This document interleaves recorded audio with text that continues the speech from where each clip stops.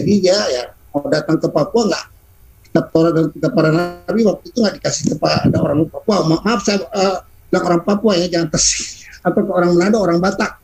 Nah itu maksud kedatangan Yesus pertama ke situ. Ke orang yang dia percayai oleh Tuhan diberikan firman itu. Ya, dia nggak akan datang ke orang nanti kedatangannya itu sia-sia. Nah, nanti dari situ setelah digenapi, kemudian langsung aja kenapa kitab suci Bible itu atau perjanjian baru itu ditulis dengan bahasa bahasa Ibrani, bahasa Yunani, padahal bahasanya Yesus itu adalah pada abad pertama itu orang-orang Ibrani itu jarang, sudah tidak ada yang bisa berbahasa ini, sudah tidak memakai bahasa Ibrani ya, kecuali untuk hal-hal ibadah ya. Kalau untuk hal-hal bicara harian itu pakai bahasa Aram. Kemudian pada waktu itu ya sudah dijelaskan ya, yang berkuasa pada waktu abad pertama itu adalah bangsa Romawi ya. Bangsa Romawi itu tentang administrasinya. Kemudian untuk bahasa masalah bahasa luar negerinya atau bahasa asingnya atau bahasa internasionalnya pada waktu itu ya kita ketahui bersama menurut sejarah bahasa Yunani ya yang menjadi bahasa internasional, maka supaya berita sukacita itu tepat disampaikan ke seluruh dunia, itu maksudnya. Kenapa kok nggak ditulis dengan bahasa Aram? Mungkin kalau ditulis pakai bahasa Aram ya lama mungkin nyampainya gitu. Itu kira-kira kedatangan Yesus kok cuma di Israel saja. Saya juga cemburu nih, saya sebagai orang Manado, apa dia nggak datang ke Manado ya? Nah, itu maksudnya kira-kira begitu. Nanti itu kan itu ada di Matius. Nanti kan itu awal-awal Yesus mengajar kan menjelaskan, tapi pada endingnya ya itu tentang kabaran Injil itu atau berita sukacita itu harus disampaikan ke seluruh dunia. Itu banyak ayatnya juga, nanti saya sampaikan. Tidak aman tinggal di situ. Kebanyakan yang lari kan, ada ke Mesir, ada ke ke berbagai negara lah ya. Tapi kebanyakan mereka itu ada di Antioquia ya, Antioquia ya. Pada waktu itu Antioquia adalah satu kota yang modern ya. Nah ini maksudnya untuk masalah orang Kristen dulu. Pada saat itu Antioquia adalah kota yang modern di label itu. Dan perlu diketahui bahwa Yesus datang bukan membawa agama ya, dia datang untuk menyampaikan kabar baik. Kabar baik yang dia sampaikan adalah bahwa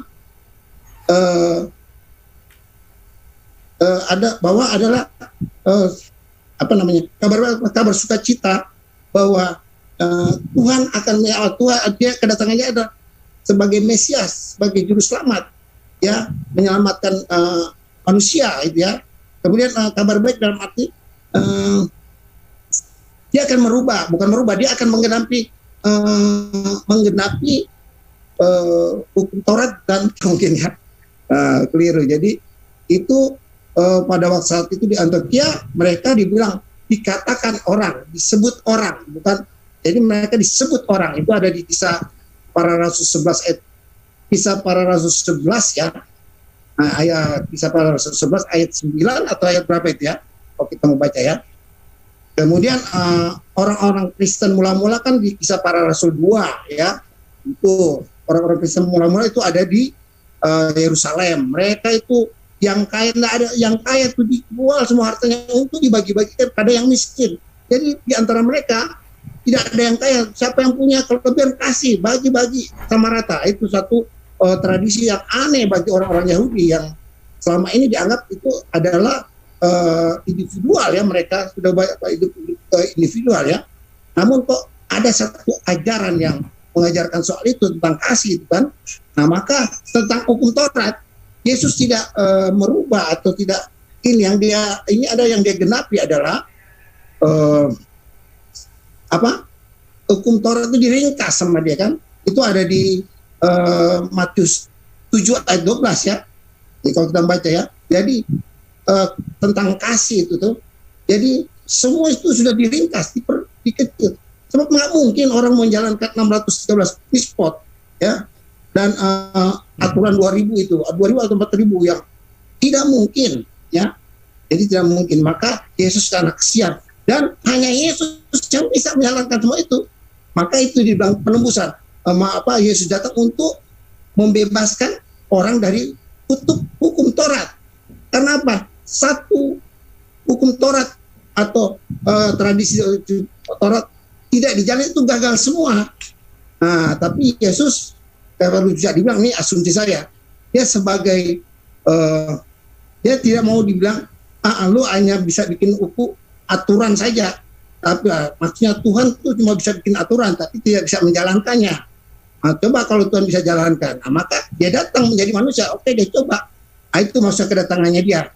Kedatangannya dia jadi manusia. Oke, saya datang jadi manusia untuk apa saya tidak bisa ternyata bisa. Maka dia libas semua itu kan, dia bisa jalankan semua. Hanya dia yang bisa, ya.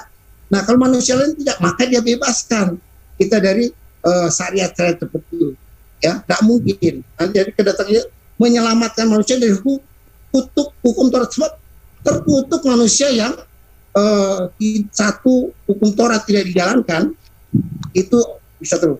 Kecuali hukum Tuhan, yang 10 hukum Tuhan, ya, itu sampai akhir zaman itu tetap dijalankan oleh orang Kristen. Hukum Tuhan yang tertulis ada 10. Yesus tambahkan lagi ya yang tersirat. Kalau engkau membunuh secara fisik, engkau akan berdosa, engkau dihukum, engkau akan dirajam. Yesus tambah yang tersiratnya. Jika engkau membenci saudaramu, itu udah sama. Tuh, itu yang tersirat, tidak tertulis. Kemudian kalau engkau berzina secara fisik, engkau berdosa, engkau akan dirajam, engkau akan mati, ya. Tapi Yesus bilang tersiratnya apa? Ya, engkau melirik saja seorang wanita atau laki-laki melirik wanita lalu menyukai, itu sudah sama dengan berzina. Yesus bilang kan. Begitu juga cewek melihat cowok ganteng mungkin, dia lirik kemudian mengingini, itu sudah sama. Dan beberapa hal-hal yang tersirat yang dia sampaikan. Jadi itu yang dibilang penggenapan, ya. Nah, jadi dia bikin ringkas. Jadi seluruh hukum Taurat itu hanya kasihlah sama manusia seperti dirimu sendiri. Maka hukum kasih itu selalu dengan ada hukum kasih lah. Itu sudah mencakup hukum Taurat dan kita para nabi loh. Pertama, kasihlah Tuhan Allahmu dengan segenap hati, segenap jiwa, segenap akal budimu. Itu adalah hukum yang terutama dan pertama. Hukum yang pertama dan utama, ya, kalau nggak salah. Kemudian ada hukum yang kedua sama seperti itu, sama, ya, kasihlah sama manusia seperti dirimu sendiri. Dan dia bilang gigi ganti gigi hilang, ya, membunuh harus dibunuh, hilang semua. Kemudian jadi ringkas dia kasih, santai. Jadi orang Kristen itu nggak perlu kita mikirin, 613 ini spotnya 1 hari mungkin juga nggak habis di situ aja waktu kita. Nah, kira-kira sekarang Yesus kasih yang sesimpel-simpelnya. Itu kata Yesus loh. Kasihlah sesama manusia seperti dirimu sendiri, itu mencakup seluruh hukum Taurat dan seluruh hukum dan kita para itu simpel sekali. Itu pun masih banyak orang yang tidak sanggup menjalankannya.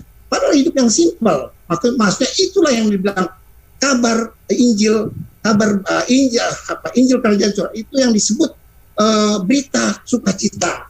Yang tadinya kita terikat dengan syariat yang luar biasa, yang tidak mungkin kita bisa jalankan, dibebaskan. Maksudnya dikasih hukum yang simpel. Jadi setelah kita dapat menjalankan hukum kasih, itu sudah mencakup seluruh hukum Taurat dan kita para. Itu kata Yesus, bukan kata saya, ya, atau kata orang Kristen, tidak. Itu tertulis, ya. Ada di Markus, ada di Matius, ada di Lukas itu, ya. Yang ada di di Matius 7 ayat 12. Nah, oke, singkat saja. Kemudian jadi orang Kristen bukan santai, maksudnya terbebas dari semua itu. Itulah yang dibilang kabar gembira, kabar sukacita. Oke, kemudian, Pak Robert, dilanjut lagi Bang Sumat, takutnya ngantuk kalau kelamaan nanti Pak. Oh iya, oke, lanjut. Oke, Masih ada, ya, lanjut. Dilanjut. Sekali kepanjangan, cekatnya terlalu panjang. Baik, Sensei, ya. Terima kasih banyak atas upaya Sensei untuk menyikapi apa yang saya paparkan. Cuman saya tetap aja menilai bahwa paparan sensei saya ini tidak mewakili daripada ajaran Yesus. Nah, kenapa saya katakan tadi di awal, orang Kristen ini sangat cinta terhadap Yesus. Tetapi bedanya kemudian, kecintaannya tidak sesuai dengan aspek-aspek pengajaran Yesus. Yesus menerangkan seperti ini. Kalau yang diterangkan oleh sensei tadi, itu memang menarik. Bahwa orang Kristen tidak lagi hidup di bawah hukum Tuhan yang ada di dalam hukum Taurat. Yang Kristen sekarang duduki adalah hukum kasih. Di mana hukum kasih itu ada poin kasih, terutama kasih kepada Allah, kedua kasih kepada sesama manusia. Nah, keteterannya kemudian adalah, mungkin saya boleh menggunakan bahasa seperti ini. Teman-teman Yudaism itu memiliki aturan-aturan dari Tuhan, tetapi tidak dijalankan. Orang Kristen tidak memiliki aturan-aturan dari Tuhan, tetapi menjalankan sebuah aturan. Seperti yang sensei tadi gambarkan, bahwa Kristen itu tidak lagi tunduk di dalam perintah yang ada dalam perjanjian lama. Oke, saya hanya ingin kita kembali kepada pengajaran Yesus melalui buku terjemah yang diimani sebagai kitab suci oleh sahabat Kristen. Di dalam Yohanes 14, bukan saya yang berkata, tapi Yesus. Aku berkata kepadamu, mu di sini, orang yang terpelajar akan memahami bahwa mu ditujukan kepada orang-orang yang hidup sesaman dengan Yesus atau murid-muridnya. Aku berkata kepadamu, murid-muridku, sesungguhnya barang siapa yang percaya kepadaku, ia akan melakukan juga pekerjaan yang aku lakukan. Saya ulang. Aku berkata kepadamu, sesungguhnya barang siapa yang percaya kepadaku, ia akan melakukan juga pekerjaan-pekerjaan yang aku lakukan. Poin pertama. Poin kedua, bahkan pekerjaan-pekerjaan yang lebih besar daripada itu. Sebab aku pergi kepada Bapa. Dan juga yang kamu minta dalam namaku, aku akan melakukannya supaya Bapa mempermuliakan dia di dalam anak. Nah, lalu kemudian di ayat ini dikatakan, jikalau kamu mengasihi aku, kamu akan menuruti segala perintahku. Jadi di situ bukan perintahnya Lukas, bukan perintahnya Matius, apalagi perintahnya Paulus, tetapi perintahku kembali kepada Yesus. Nah, kalau kemudian hukum utama adalah mengasihi Allah, artinya taat kepada perintah Allah dan kemudian melakukan pekerjaan-pekerjaan yang dilakukan oleh para utusan-utusan Allah, maka Kristen gugur di situ. Jelas. Kristen gugur di situ. Karena mengasihi Allah menurut Yesus adalah taat kepada perintah Allah.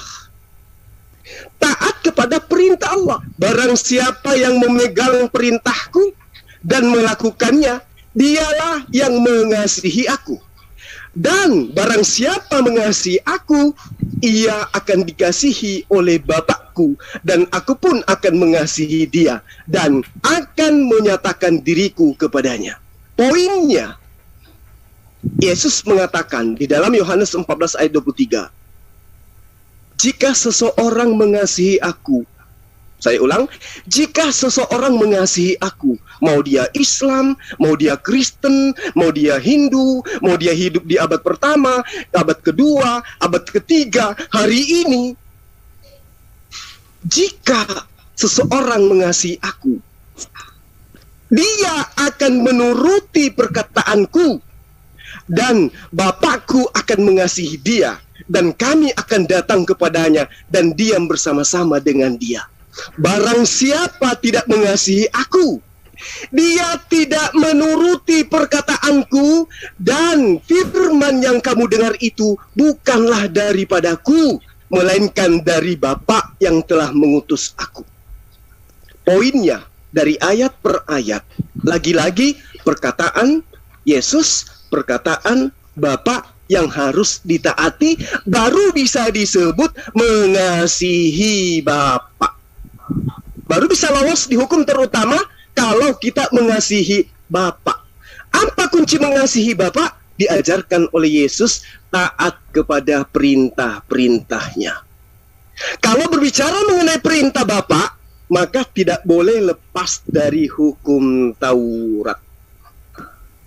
Oke, itu poin pertama. Poin kedua selanjutnya,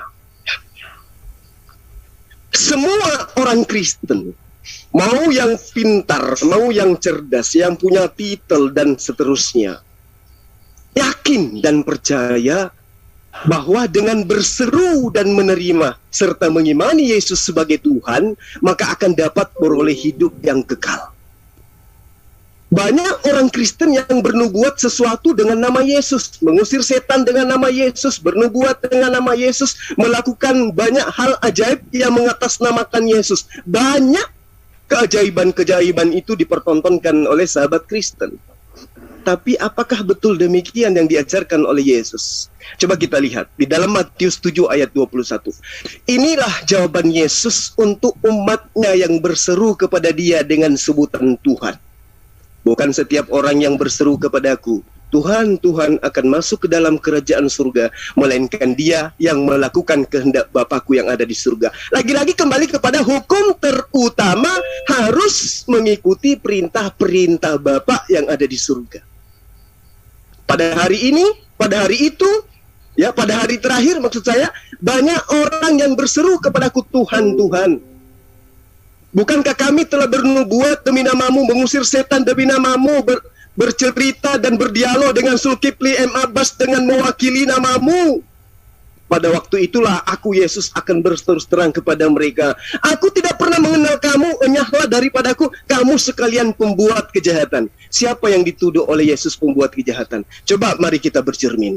Adakah kita Kristen karena ajaran Yesus, karena perintah Bapa, karena perintah Yesus? Adakah kita menyembah Yesus karena perintah Yesus, karena kita mencontoh pekerjaan Yesus? Adakah kita menjadi penganut orang-orang yang mengakui Yesus adalah inkarnasi Bapa berdasarkan pekerjaan Yesus, atau berdasarkan atas perintah Bapa, atau semua hanya berdasarkan atas kecintaan yang offside itu tadi? Nah, ini perlu. Jadi tidak ada seorang pun yang akan memperoleh hidup yang kekal walau dia selalu bernubuat, berdialog, mendebat dengan orang Islam dan seterusnya, membawa-bawa nama Yesus, bahkan mengusir setan sekalipun, kalau tidak melakukan kehendak Bapa yang ada di surga, maka dia tidak akan memperoleh hidup yang kekal. Sementara tujuan hidup di muka bumi ini, mau Islam, mau Kristen, mau Hindu, mau Buddha, atau apapun itu, intinya pingin hidup yang kekal. Tidak ada ego di sini. Tidak ada ego, karena saya Islam, saya harus bela Islam. Karena Kristen, harus bela Kristen. Intinya, tidak ada kehidupan yang kekal tanpa melakukan kehendak Bapaknya Yesus. Jadi sudah jelas, hanya umat Kristenlah yang meyakini bahwa Yesus itu adalah Tuhan, sehingga melahirkan manifestasi panggilan kepada Yesus dengan sebutan Tuhan, Tuhan, Tuhan, sehingga mereka adalah golongan yang kelak akan diusir. Kenapa sampai bisa Yesus berkata demikian kepada umatnya pada kala itu? Karena sekarang umat Kristen sudah tidak menjalankan hukum Taurat. Perintah-perintah Bapa yang mereka jalankan sekarang adalah perintah manusia. Maka ayat itu sudah jelas. Di dalam Matius 15 ayat 7 ayat 9. Hai orang-orang munafik, benarlah nubuatan Yesaya tentang kamu. Bangsa ini memuliakan aku dengan bibirnya, padahal hatinya jauh daripadaku. Percuma mereka itu beribadah kepada aku, sedangkan ajaran yang mereka ajarkan adalah perintah manusia. Sekarang ibadah minggu, makan babi, tidak sunat, ya, percaya Paulus adalah rasul, dan seterusnya, apapun itu dalam rumusan-rumusan Kristen. Adakah itu berasal dari Yesus? Semua itu adalah perintah manusia. jelas itu adalah perintah Paulus. Sebab hanya Paulus yang berani untuk meniadakan hukum Taurat. Tidak ada yang lain. Yesus tidak berani menghilangkan setitik pun dari hukum Taurat.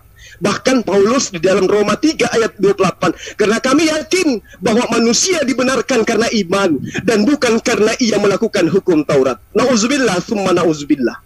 Oke, terima kasih Bang. Oke, silakan. Kita lanjut Pak Wengler. Ya. Makasih Guru. Luar biasa tausiahnya. Oke, Lanjut. untuk mempercepat tadi yang saya tangkap bahwa yang ditujukan kepada Yesus adalah hanya kepada muridnya. Nah, itu yang saya tangkap. Itu ada ayatnya ya, bahwa bukan cuma untuk muridnya. Saya bacakan Yohanes 17 ayat 20. Jadi bukan kepada muridnya saja ya, Yesus tujukan. Ayat 20 ya, yang 17 ayat 20. Dan bukan untuk mereka ini saja aku berdoa, tetapi juga untuk orang-orang yang percaya kepadaku oleh pemberitaan mereka. Nah, jadi oleh pemberitaan, jadi bukan si murid-muridnya saja, jadi oleh pemberitaan mereka. Mereka itu siapa? Murid-muridnya. Jadi bukan hanya dikhususkan untuk muridnya saja. Itu ada ayatnya. Kemudian tentang Matius 7 ayat 21 ya. Nah, di situ saya buka ya. Sudah dibahas juga. Ini memang menarik nih. Matius 7 ayat 21. Ayat 21. Bukan setiap orang yang berseru-seru kepadaku, Tuhan, Tuhan akan masuk ke dalam kerajaan surga, melainkan dia yang melakukan kehendak Bapakku yang di sorga. Jadi saya ulang nih, bukan setiap orang, berarti masih ada yang tersisa. Jadi kalau kita menyebut Yesus Tuhan, jadi tidak jaminan semua orang yang menyebut Yesus Tuhan masuk surga, tapi ada yang masuk. Nah kemudian saya berlogika atau berpikir, apalagi nggak mau menyebut Yesus Tuhan, lebih parah lagi. Sedangkan menyebut Yesus Tuhan cuma sedikit, nggak semua.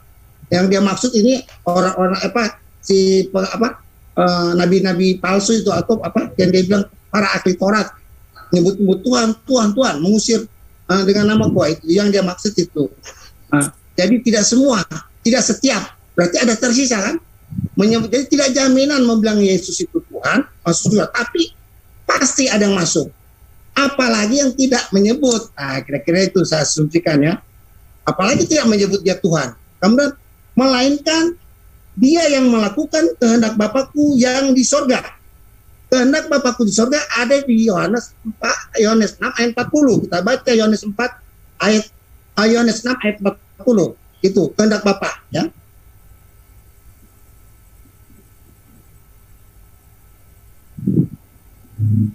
Nah ini Yesus yang bilang ya, sebab inilah kehendak Bapakku, yaitu supaya setiap orang yang melihat anak dan yang percaya kepadanya beroleh hidup yang kekal, dan supaya aku membangkitkannya pada akhir zaman. Itu kehendak Bapa. Yesus yang ngomong. Jadi semua orang harus melihat Yesus, harus memandang Yesus, harus melihat semua tingkah lakunya Yesus. Tidak. Jadi kalau tidak melihat kehendak Yesus, sia-sia. Sebab Yesus tidak minta disembah. Dia cuma minta ditinggikan. Yesus minta hanya ditinggikan. Dia tidak mau disembah. Banyak orang yang menyembah dia juga menolak. Dia cuma minta ditinggikan. Ada di Yohanes 3 ayat 14 ya. Nah, saya baca Yohanes 3 ayat 14. Yesus cuma minta, ada 3 ayat yang saya dapat. Dia tidak minta disembah, tapi dia minta ditinggikan. Nanti akan kita ketemu siapa Yesus sebenarnya. Yohanes 3 ayat 14. Nah, dan sama seperti Musa meninggikan ular di padang gurun, demikian juga anak manusia harus ditinggikan. Jadi dia harus ditinggikan, dimuliakan, diagungkan. Nah, itu. Jadi kalau sudah mengagungkan, kita pasti selamat. Ya, itu kan. Kemudian Yohanes 8 ayat 28.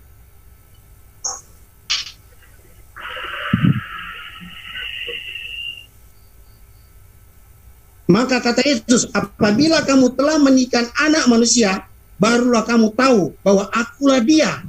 Akulah dia. Siapa akulah dia? Dialah si Tuhan itu, dialah si Bapa itu.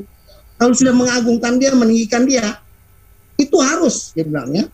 Nah, kemudian ayat yang ketiga, Yohanes 12 ayat 26.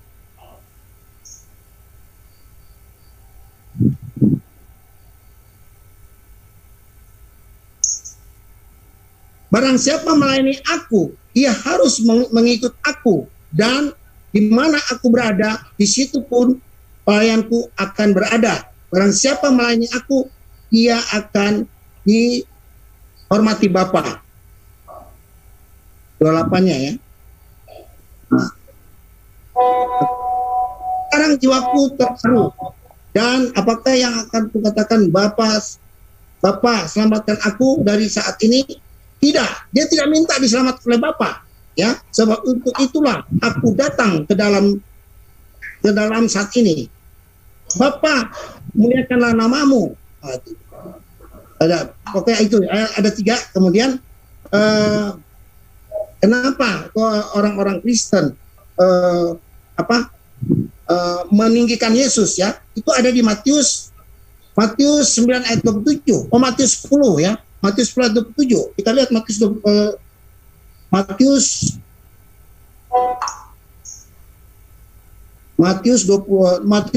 ayat 27.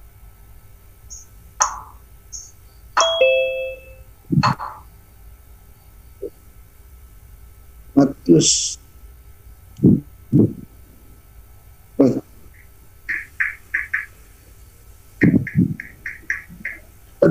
salah buka saya. Pokoknya ayat yang dimaksud adalah, jika engkau mengasihi bapak, ibumu, atau siapapun lebih daripada aku, tidak layak. Jadi kita mau cinta siapapun melebihi daripada Yesus, tidak layak. Mau dia nabi, mau dia siapa, kalau kita melebihi mencintai daripada Yesus, itu tidak layak baginya. Nah, itu yang dia bilang.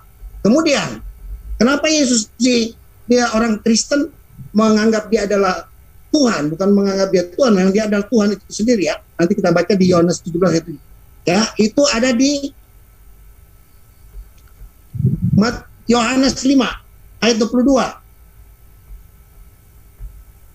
Yohanes 5 ayat 22. Ya. Kenapa orang Kristen itu sangat mengagungkan dia, sangat menghormati? Sebab dia bilang, Bapa tidak mengakui siapapun, melainkan telah menyerahkan penghakiman itu seluruhnya kepada anak, supaya 23 teman, ya 23, supaya semua orang menghormati anak sama seperti mereka menghormati Bapa. Jadi menghormati Yesus itu sama seperti tidak boleh kurang dari menghormati Bapa. Bapa itu siapa? Tuhan itu sendiri, ya. Jadi siapa sih Bapa? Dia itu sendiri. Nanti ada di Yohanes 16 itu. Siapa sih Bapak itu sih? Atau ada di Yohanes 8 ayat 19. Jawabannya di Yohanes 8 ayat 40 ayat 24 itu. Siapa sih Bapak itu sebenarnya? Jadi itu dasar orang Kristen menghormati Yesus seperti sama seperti itu permintaan aja di Yohanes 5 ayat 23. Jadi kalau mau menghormati dia atau menyembah dia, harus sembah dia seperti menyembah atau menghormati Bapa, tidak boleh kurang. Nah, maka orang Kristen sangat menghargai Yesus seperti menghormati Bapa, seperti menghormati Tuhan, karena dia adalah Tuhan itu sendiri. Sebab di Yohanes 17 ayat 5, Yohanes 17 ayat 5, dia sudah ada sebelum kemuliaannya, dia sudah ada di taktanya. Dia di surga. Pak Robert, sudah 8 menit. Ya, oke, lanjut. Ya, saya bikin 8 menit, Pak. Oke. Oke, sekarang Guru Zuma, monggo dipersilahkan. Baik. Jadi pertama saya terima kasih ya atas khotbah Sensei yang begitu luar biasa gitu. Tadi di awal mengambil Yohanes kalau saya tidak salah tadi di awal mengambil ayat di Yohanes 17 ya. Ya. Kalau nggak salah. Lalu kemudian ngambil di Yohanes 6 ayat Yohanes 17 ayat 20 ya. Ayat 17 ayat 20 ya. Ya, kan tadi saudaraku bilang bahwa ditujukan kepada murid-muridnya saja. Tapi Yesus jawab di Yohanes 17 ayat 20. Oke. Di situ dikatakan Yohanes 17 ayat 20. Dan bukan untuk mereka ini saja aku berdoa. Ini di sini siapa? Mereka di situ siapa? Murid-murid Yesus. Nah, murid-murid Yesus ini juga akan ada pengikut. Itu udah pasti. Ya. Makanya Yesus mengatakan, dan bukan untuk mereka ini saja aku berdoa, tetapi juga untuk orang-orang yang percaya kepadaku oleh pemberitaan mereka, gitu loh. Jadi murid dari murid yang mengajarkan tentang Yesus. Ya, oke. Lalu kemudian di banyak dalil Yesus mengatakan, aku diutus hanya kepada domba-domba yang hilang dari Bani Israel. Aku berdoa bukan untuk dunia, tetapi hanya untuk mereka. Lalu kemudian dalil yang kedua yang diambil tadi adalah Yohanes 6 ayat 40. Sebab inilah kehendak Bapakku, yaitu supaya setiap orang yang melihat anak, yang percaya kepadanya, beroleh hidup yang kekal. Nah, apa sih definisi percaya kepada Yesus menurut Yesus? Percaya kepada Yesus seperti yang saya terangkan tadi. Sesungguhnya barang siapa yang percaya kepadaku, ia akan melakukan juga pekerjaan-pekerjaan yang aku lakukan. Yesus syahadat, Yesus sujud dalam beribadah, dia sunat, dia berpuasa, menyembah hanya kepada Allah, melihara hari yang dikuduskan di dalam kitab Taurat. Berarti kalau percaya kepada Yesus, kudu wajib menjadi praktisi Yudaisme, bukan menjadi Kristen. Sebab inilah kehendak Bapakku. Apa kehendak Bapakku? Yaitu supaya setiap orang yang melihat anak dan yang percaya kepadanya beroleh hidup yang kekal. Jadi kalau percaya kepada Yesus berarti harus percaya kepada ajarannya, ucapannya, perkataannya. Kenapa ini yang dijadikan oleh Yesus standar? Karena Yesus pada saat datang kepada Bani Israel, orang-orang itu tidak percaya. Tidak percaya kalau Yesus itu adalah Rasul Tuhan. Tidak percaya kalau Yesus itu adalah utusan Tuhan. Makanya dia mengatakan, sebab inilah kehendak Bapakku, yaitu supaya setiap orang yang melihat saya, yang percaya kepada saya, beroleh hidup yang kekal. Nah, bagaimana konsep percaya itu? Saya sudah terangkan. Barang siapa yang percaya kepada aku, ia akan melakukan juga pekerjaan-pekerjaan yang aku lakukan. Nah, seseorang yang melakukan pekerjaan-pekerjaan Yesus sudah pasti bukan Kristen. Karena Yesus adalah pekerjaannya, ruang lingkupnya, 1, menghidupkan orang mati. 2, membuat orang buta berjalan. 3, orang lumpuh berjalan, orang buta melihat, dan seterusnya. Dan yang terpenting adalah pekerjaan-pekerjaan Yesus menjalankan syariat Taurat. Berarti orang yang menjalankan pekerjaan-pekerjaan Yesus sudah pasti bukan Kristen. Lalu kemudian di dalam Yohanes 3 tadi ayat 14, dan sama seperti Musa meninggikan ular di padang gurun, demikian juga anak manusia harus ditinggikan. Nah, Yesus ketika datang kepada Bani Israel, jangankan duduk sebagai Hasem Tuhan, duduk sebagai Mesias aja kagak. Berarti orang-orang yang hidup dari Bani Israel ini harus meninggikan Yesus sebagai apa? Sebagai Mesias. Karena kenapa? Ayat selanjutnya mengatakan, karena begitu besar kasih, di ayat 15-nya dikatakan, supaya setiap orang yang percaya kepadanya beroleh hidup yang kekal. Ayat 15. Lagi-lagi percaya. Siapa yang percaya kepada Yesus akan memperoleh hidup yang kekal. Siapa yang percaya kepada Yesus akan melakukan pekerjaan-pekerjaan yang dilakukan oleh Yesus. Siapa yang melakukan pekerjaan Yesus sudah pasti bukan Kristen. Dan sama seperti Musa meninggikan ular di padang gurun. Kalau kita kembali kepada kitab Yesaya atau kitab Ulangan, kaitannya cerita Musa ketika dia mengambil mengambil tembaga berbentuk ular, kemudian ditinggikan. Barang siapa yang menatap kemudian patung ular itu yang terbentuk dari tembaga, maka dia akan disembuhkan. Maka status Yesus kemudian itu sama dengan patung tadi, hanya sebagai medan, hanya sebagai wadah penyembuh orang-orang yang sakit, bukan sebagai sembahan. Kenapa? Patung tembaga yang dijadikan Yesus sebagai identik untuk menyetarakan dirinya, bukan Tuhan, bukan Hasem bagi Musa. Itu poinnya. Kemudian sensei saya, guru saya tadi mengambil Yohanes 8 ayat 28.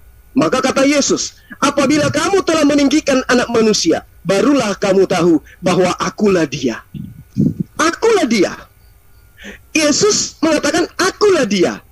Dia datang kepada Bani Israel yang menunggu sang Mesias. Bani Israel menunggu sang Mesias, bukan menunggu sang Tuhan atau sang Hasem nusul jadi manusia.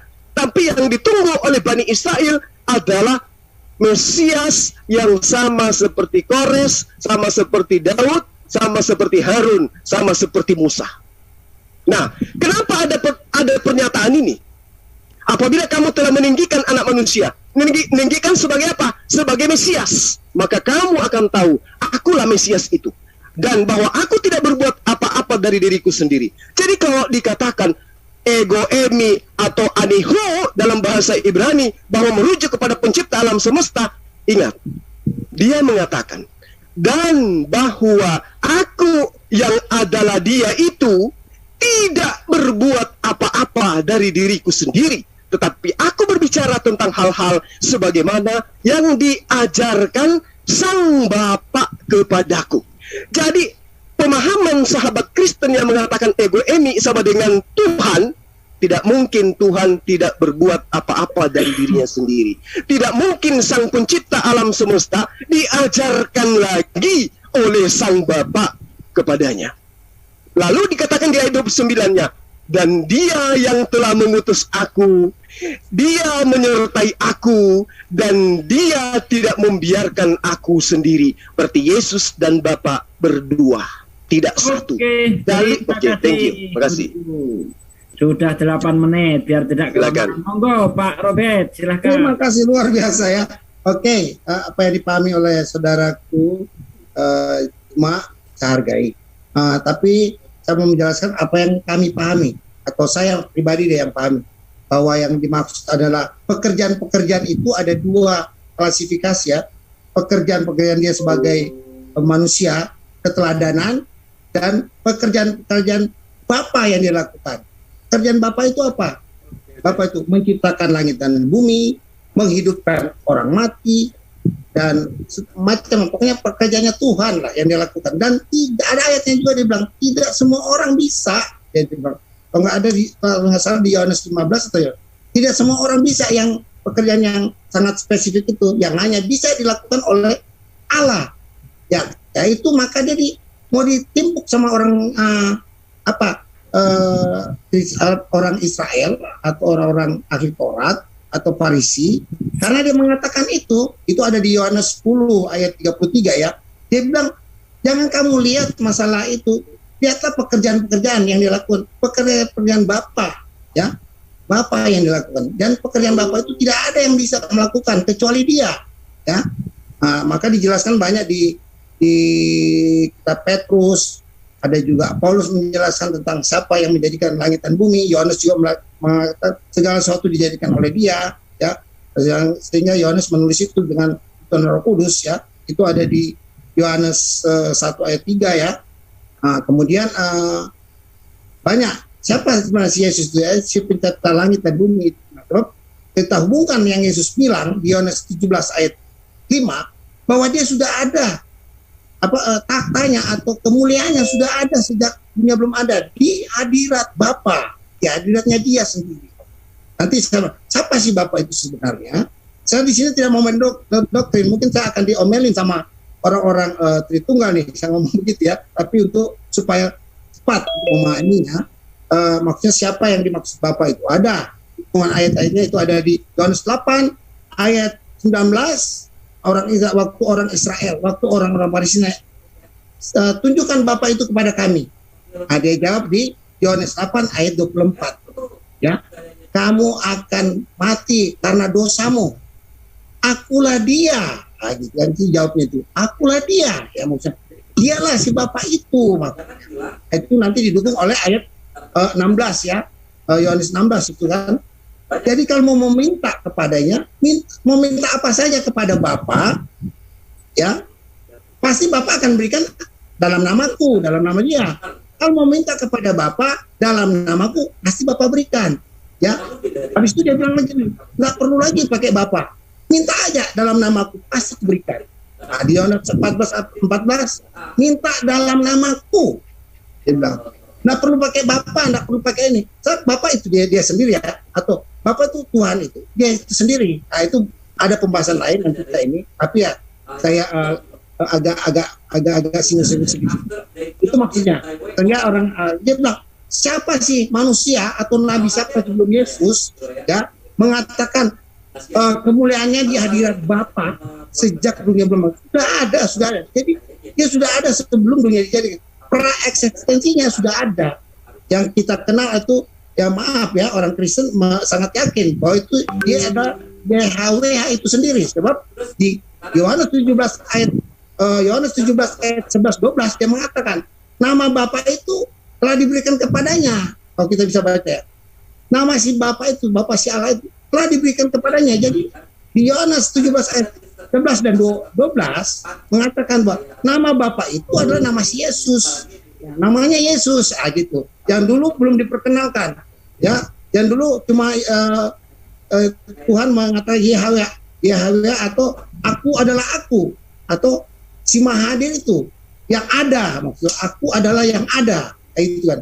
Dia tidak menyebutkan namanya, dia bilang aku adalah aku adalah aku, ya. Ternyata si aku adalah aku atau si yang ada itu namanya Yesus, ya. Itu Yesus jelaskan. Yesus jelaskan kepada Yohanes 17 ayat 11 dan 12 kan. Lalu Yesus juga bilang, ya, yang mengenal di Matius 11 ayat 27, ya, tidak ada yang bisa mengenal Bapa, yang tahu tentang dia hanya Bapa, dan hanya tidak seorang pun tahu siapa si Yesus, aku anak manusia itu, hanya Bapa yang mengetahui dia, ya, dan hanya Bapa yang mengetahui dia, dan tidak ada yang mengetahui Bapa kecuali anak manusia, kecuali dia sendiri, dan kepadanya lah dia berkenan untuk menyatakan. Nah gitu, maksudnya itu dia berinkarnasi, ya, dari firman menjadi manusia, itu maksudnya ayat itu. Itu juga ada di Lukas 10 ayat 22, sama perkataan itu, ya. Nah, jadi cuma banyak ayat yang mendukung itu, ya. Jadi tidak ada yang kenal Yesus kecuali Bapa, kecuali Tuhan itu sendiri. Tidak ada juga yang mengenal Tuhan kecuali si Yesus itu sendiri. Tidak ada, dia bilang. Itu perkataan Yesus, bukan perkataan saya atau perkataan. Tidak ada satu orang pun di dunia ini mengenal si Bapa dengan sempurna, ya, maksudnya, kecuali si Yesus itu sendiri. Dan tidak ada orang pun satu pun di dunia ini mengenal Yesus kecuali Bapa, dan kepadanya anak itu berkenan menyatakannya. Yaitu tentang inkarnasi daripada Kristus. Jadi itu, maka orang Kristen itu dicerahkan dengan itu. Oh, ternyata si Bapa itu Yesus sendiri. Yang kita bilang di Yohanes 17 ayat 11 dan 20. Ayat 17, 11 dan 12, ya. Kemudian Matius 11 ayat 20, Matius 11 ayat 27 dan Lukas 10 ayat 22. Itu. Maka kami orang Kristen bersyukur dicerahkan oleh Yesus, karena itu semua pertolongan. Waktu Yesus tanya, siapakah aku ini? Petrus bilang, engkau adalah anak manusia. Petrus, bukan engkau yang mengatakan, itu Bapakku sendiri yang mengatakan. Jadi yang mengatakan Yesus itu bukan kami orang Kristen, itu tuntunan Roh Kudus. Seperti dia bilang di Yohanes 6 ayat 44 dan Yohanes 6 ayat 63, kalau nggak salah, ya. Jadi untuk datang kepada Yesus itu tuntunan atau anugerah, itu bukan kita punya kemauan, itu dia sendiri yang pilih. Jadi kan orang Kristen itu percaya Yesus bukan karena kami yang memilih dia, tapi karena anugerah yang diberikan olehnya. Ya mudah-mudahan nanti di luar orang Kristen juga akan mendapat anugerah itu, seperti Yohanes 6 ayat 44 dan Yohanes 6 ayat 63 kalau salah ya. Terima kasih Pak Robert, sudah 8 menit. Lanjut Gurunda. Halo Gurunda. Karena memang ada dua perkara di sini. Sorry, maaf. Jadi tadi yang disampaikan oleh Sensei ya sangat menarik, yaitu adalah iman Kristen ya. Jadi ketika dikatakan bahwa pekerjaan yang Yesus maksud itu adalah mencipta alam semesta dan seterusnya. Tapi coba kita lihat, ketika Yesus mengatakan siapa yang percaya kepadaku, maka dia kudu melakukan pekerjaan yang pernah aku lakukan. Sesungguhnya barang siapa yang percaya kepadaku, itu penekanannya. Sesungguhnya barang siapa yang percaya kepadaku, Yohanes 14 ayat 12, dia akan melakukan juga pekerjaan-pekerjaan yang aku lakukan. Berarti kalau pekerjaan yang dimaksud di sini adalah menciptakan alam semesta, maka ini gimana ceritanya nih? Yang percaya kepada Yesus harus juga melakukan pekerjaan-pekerjaan yang dilakukan Yesus, yaitu menciptakan alam semesta. Itu sudah tidak rasional di situ. Berarti pekerjaan-pekerjaan yang dimaksud Yesus di situ adalah hukum syariat Taurat, bukan menciptakan alam semesta, bukan membangkitkan orang mati dan seterusnya. Tetapi pekerjaan yang dimaksud oleh Yesus adalah ketaatan Yesus menjalankan hukum Tuhan. Dan jika percaya kepada Dia, kata Yesus, maka dia akan melakukan hukum itu. Dan kalau melakukan hukum itu, maka dia akan memperoleh hidup yang kekal. Itu yang pertama. Ya, jadi yang dituangkan di dalam Yohanes 14 ayat 12 itu sudah jelas. Nah, lalu ketika dikatakan bahwa aku ada sebelum Abraham ada, lalu kemudian dianggap dia itu adalah Tuhan. Saya hanya ingin mengutip 1-2 ayat di dalam 1 Korintus 15 ayat 47. Di situ diterangkan begini, manusia pertama berasal dari debu tanah dan bersifat jasmani. Manusia kedua berasal dari surga. Berarti Yesus itu adalah manusia kedua. Manusia pertama adalah Adam. Nah, di ayat 15 ayat 48, kalau teman-teman Kristen, sahabat saya dari Kristen mengatakan, oh jelas manusia kedua adalah Yesus, dan di situ dikatakan dia berasal dari surga. Lanjutkan di ayat ke-48 dari 1 Korintus 15 ini. Apa yang dikatakan? Makhluk-makhluk alamiah sama dengan dia yang berasal dari debu. Dan makhluk-makhluk surgawi sama dengan dia yang berasal dari surga. Berarti kalau Yesus dituhankan karena dia berasal dari surga, maka makhluk-makhluk surgawi yang sama seperti Yesus yang berasal dari surga juga itu adalah Tuhan. Nah, kembali, aku ada sebelum Abraham ada. Ini unik memang. Kalau orang maaf saya potong. Bukan itu. Yang saya kasih adalah Yohanes 17 ayat 5. Oh, Yohanes 17 8 ayat 40 berapa itu kalau yang dimaksud. Tapi yang saya kasih Yohanes 17 ayat 5. Yohanes 17 ayat 5. Oke, baik. Yohanes 17 ayat 5. Oleh sebab itu ya Bapak, nah ini Yesus lagi mempertontonkan dirinya sebagai orang yang taat kepada hukum Taurat. Dia berdoa kepada Sang Bapa. Oleh sebab itu ya Bapak, permuliakanlah aku padamu sebagaimana kemuliaan yang kumiliki di kehadiratmu sebelum dunia ada. Jadi gini, para nabi, para utusan, para Mesias, itu memang sudah dinubuatkan, itu memang sudah direncanakan untuk menjadi Mesias. Seperti Abraham misalnya, seperti orang-orang yang dimuliakan misalnya, itu memang sudah berbicara mengenai eksistensi orang-orang ini, termasuk Yesus. Nah, kalau kita teliti dengan baik ayat ini, oleh sebab itu ya Bapak, permuliakanlah aku.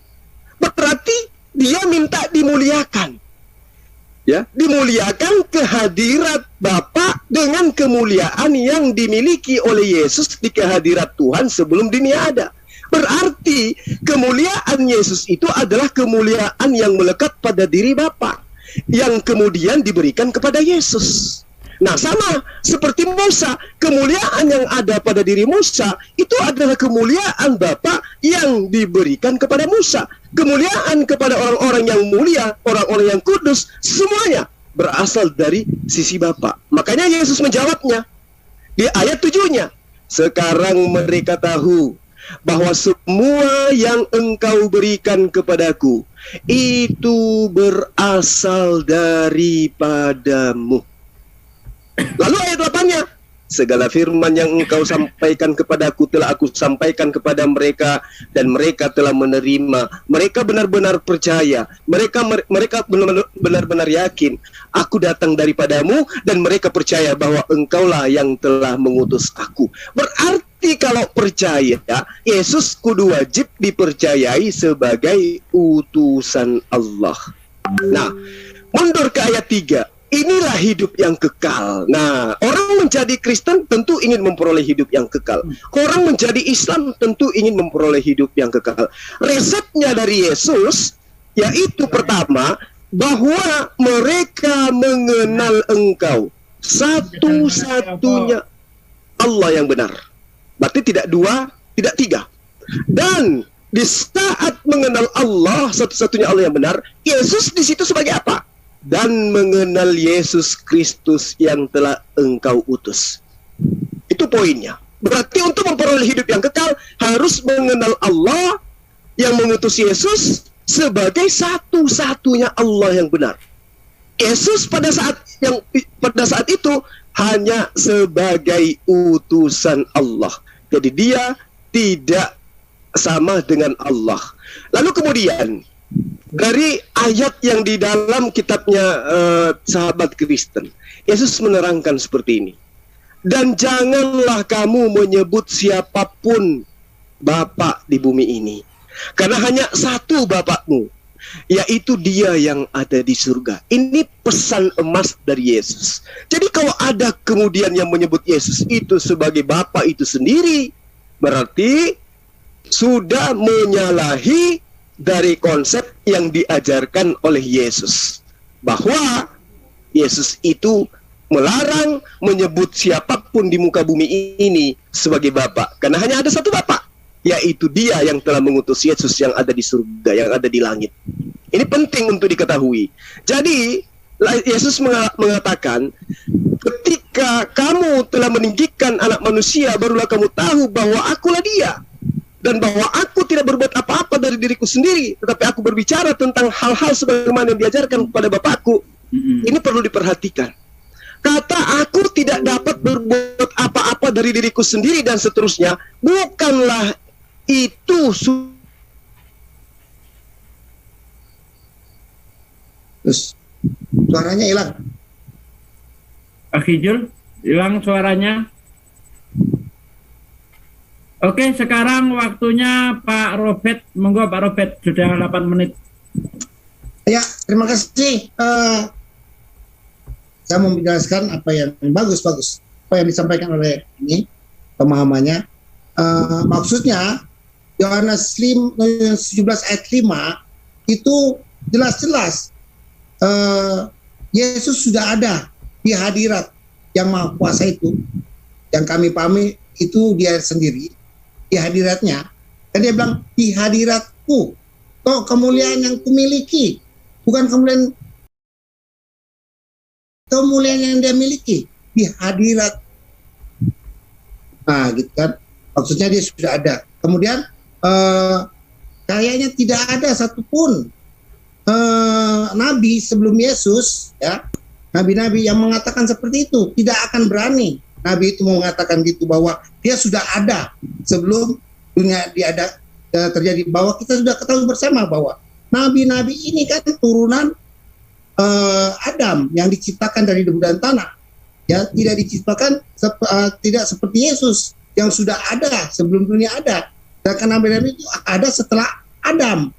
Kalau Yesus pencipta itu, kalau kita melihat di Kejadian, manusia itu dijadikan pada hari yang ke-6, ya, atau kejadian penciptaan itu selama 6 hari. Adam termasuk di situ, bapak moyang kita semua, atau bapak moyang daripada para nabi.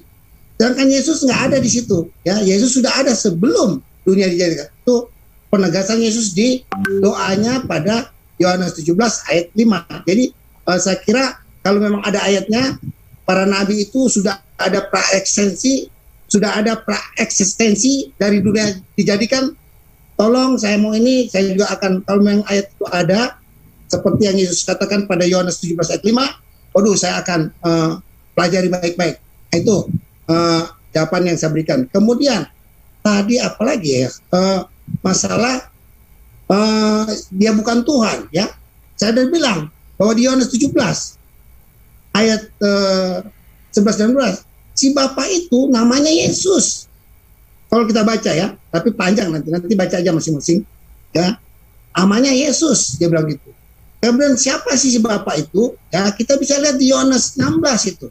Tentang mulai dari 25 itu. Siapa itu si Bapa itu? Itu Yesus bilang itu hanya kiasan. Bapa itu hanya kiasan. Bapa itu cuma dia sendiri. Nggak perlu lagi minta kepada Bapa. Selalu bilang, mintalah dalam namaku. Selalu dibilang, mintalah dalam namaku. Kemudian saya mau hubungkan, tadi saudaraku Juma mengatakan bahwa mereka lah adalah kami orang-orang Kristen ini tidak pengikut Yesus.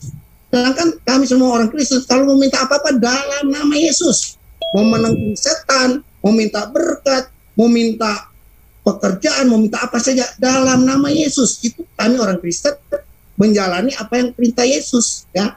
Mintalah dalam namaku, sebab nama itu sangat luar biasa ya.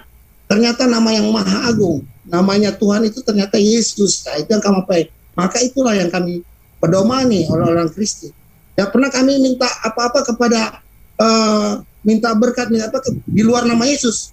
Ya, paling kami minta dalam nama Bapa, Putra dan Roh Kudus atau dalam nama Yesus, kayak gitu. Jadi itu. Apakah di luar Kristen mengatakan seperti itu? Tidak ada kan? Nah, tadi saya sudah bilang yang Matius 5 ayat 17, Matius 5 ayat 21 itu. Jadi tidak setiap orang mengatakan Tuhan kepada Yesus masuk dalam, berarti tidak semua, berarti ada yang masuk. Menyebut Tuhan aja tidak masuk, sebab itu maksudnya juga ada orang Kristen bilang Yesus Tuhan Yesus, tapi kelakuannya tidak benar. Nah, kelakuannya seperti orang Farisi yang dimarahin oleh Yesus, kelakuannya tidak juga jaminan. Nah itu, jadi pasti kalau kita bilang bahwa Yesus adalah Tuhan, pasti masuk surga, walaupun tidak semua. Nah gitu maksudnya. Tadi kan Pak Juma bilang begitu. Apalagi kemudian saya analogi saya asumsikan apalagi orang tidak bilang Yesus itu Tuhan. Ya lebih itu kita bisa ini sendiri. Menyebut Tuhan Yesus saja Tuhan itu tidak jaminan, kecuali dia melakukan kehendak Bapa ya. Kehendak Bapa yaitu selalu harus memandang kepada Yesus kan, tadi Yohanes 6 ayat 40. Nah, kemudian banyak, terlalu panjang tadi ya. Apalagi ya. Jadi kalau dibilang bahwa kami orang Kristen tidak mengikuti ajaran Yesus, kami sangat mengikutinya ya. Kemudian ajaran Yesus kita bisa lihat di ini kok. Di Matius 6 sampai Matius 6 ayat 7 ayat 8 tuh tentang berdoa. Apakah orang di luar Kristen berdoa Bapa kami? Tidak kan? Atau menyebut Yesus? Tidak ada kan? Kecuali orang Kristen diajarkan doa Bapa kami itu. Hanya orang Kristen yang menjalankan itu. Itu perintah Yesus loh. Ajaran Yesus ada di Matius 6, 7 dan 8. Ajaran tentang bersedekah, tentang beribadah, tentang apa itu simpel sekali ya. Tentang mengasihi sesama.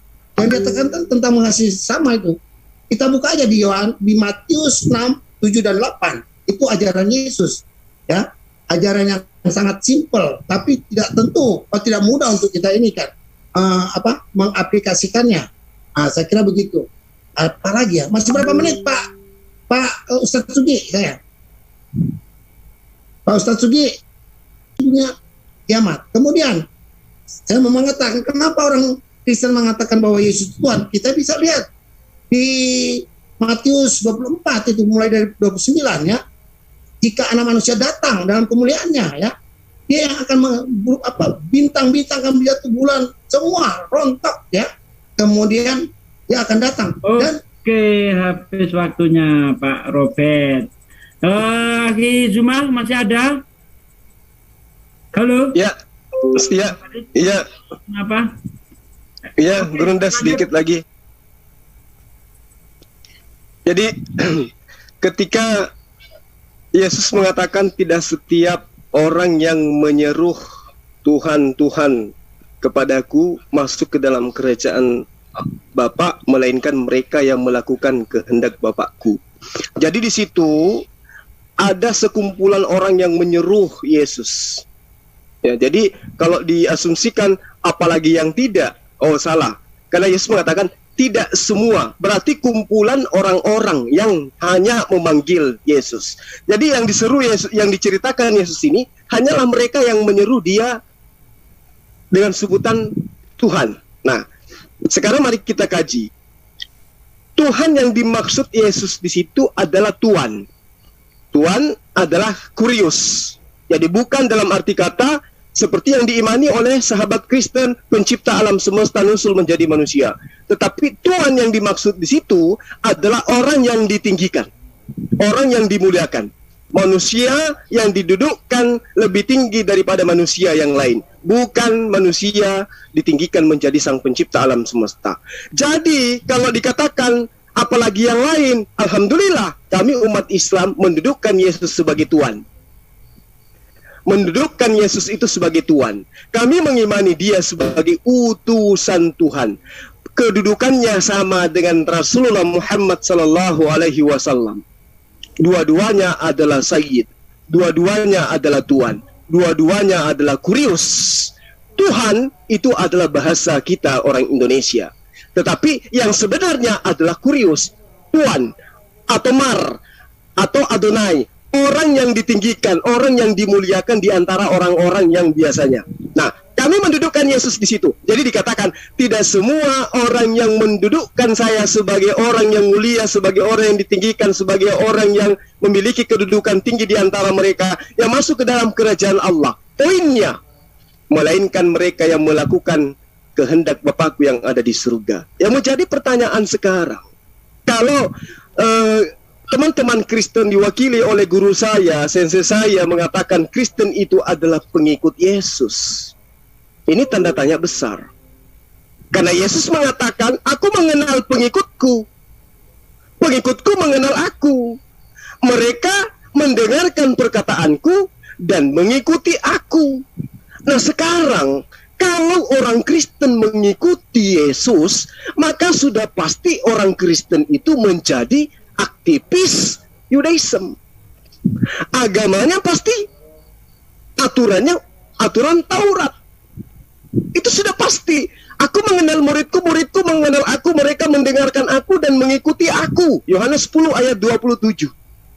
Jadi Yesus mengenal muridnya. Muridnya mengenal Yesus. Murid-muridnya mendengarkan dan mengikuti Yesus. Bukan menyembah Yesus, bukan menuhankan Yesus, tetapi mengikuti Yesus. Lalu kata kuncinya di dalam Yohanes 12 itu tadi, Yesus berkata, jika kamu percaya kepadaku, maka kamu akan melakukan pekerjaan-pekerjaan yang aku lakukan. Berarti, ya, mengenal murid Yesus, Yesus mengenal dia, harus mengikuti Yesus, melakukan pekerjaan-pekerjaan Yesus. Yesus sunat, Yesus puasa, Yesus taat kepada hukum Taurat, Yesus menyembahnya kepada Allah. Itu yang harus diikuti oleh orang-orang yang percaya. Nah, lalu kemudian di dalam saya minjam Yakobus 2 ayat 17. Demikianlah juga halnya dengan iman. Jika iman itu tidak disertai perbuatan, maka iman itu hakikatnya adalah mati. Katanya percaya kepada Yesus, tapi perbuatannya tidak mencerminkan kepercayaannya terhadap Yesus. Sementara Yesus mengatakan, kalau kamu percaya kepadaku, kamu akan melakukan perintah-perintahku, kamu akan mengikuti perkataanku. Kalau kamu percaya, tapi imannya mengatakan percaya, tapi perbuatannya mencerminkan tidak. Nah, coba kita lihat. Ayat ini sangat jelas. Sia-sialah orang yang mempunyai iman, tetapi iman itu tidak disertai dengan perbuatan. Lalu bagaimana dengan konsep Kristen sekarang ini? Menyatakan seorang tidak dibenarkan karena melakukan hukum Taurat, melainkan orang hanya dengan iman.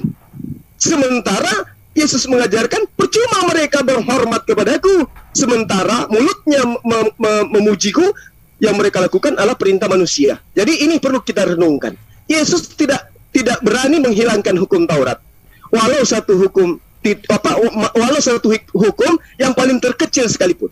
Di dalam Matius 5 ayat 17 sampai ayat 18, jangan kamu menyangka bahwa aku datang untuk meniadakan hukum Taurat atau kitab para nabi. Aku datang bukan untuk meniadakan, melainkan untuk menggenapinya. Karena aku berkata kepadamu, sesungguhnya sebelum langit, bumi ini lenyap, satu iota pun tidak akan ditiadakan dari hukum Taurat sebelum itu terjadi, sebelum semuanya terjadi. Lenyap langit belum, bumi lenyap belum semuanya terjadi. Berarti setitik pun tidak bisa dihilangkan. Lukas 16 ayat 17, lebih mudah bagi langit dan bumi lenyap daripada satu titik dari hukum Taurat batal. Tapi faktanya di iman Kristen, hanya karena Yesus mati di tiang salib, semuanya lenyap. Padahal Yesus mengatakan lebih mudah langit dan bumi lenyap daripada satu titik dari hukum Taurat batal atau dihilangkan atau ditinggalkan atau dibatalkan. Nah, coba di dalam Lukas 10 ayat 25 sampai ayat-ayat selanjutnya dikatakan begini. Pada suatu kali berdirilah seorang ahli Taurat untuk mencoba Yesus. Guru, apa yang harus kuperbuat untuk memperoleh hidup yang kekal? Jawab Yesus, apa yang tertulis dalam hukum Taurat? Coba, untuk memperoleh hidup yang kekal, kata Yesus, apa yang tertulis di dalam Taurat? Tidak dikatakan apa yang tertulis di dalam kitabnya Paulus, di Roma, Efesus, Galatia, dan seterusnya. Tetapi Yesus mengatakan, hidup kekal, tentang hidup yang kekal, apa yang tertulis di dalam Taurat? Apa yang kau baca di sana, kata Yesus. Maka orang-orang itu mengatakan, kasihilah Tuhan Allahmu dengan segenap hatimu, dengan segenap jiwa dan kekuatanmu, dan segenap akal budimu. Lalu kemudian, dan kasihilah sesama manusia seperti dirimu sendiri. Kata Yesus apa? Jawabanmu itu benar. Perbuatlah demikian, maka engkau akan hidup. Apa itu? Mengasihi Allah, mengasihi sesama manusia. Nah, mengasihi Allah seperti apa? Ulangan 11 ayat 1. Haruslah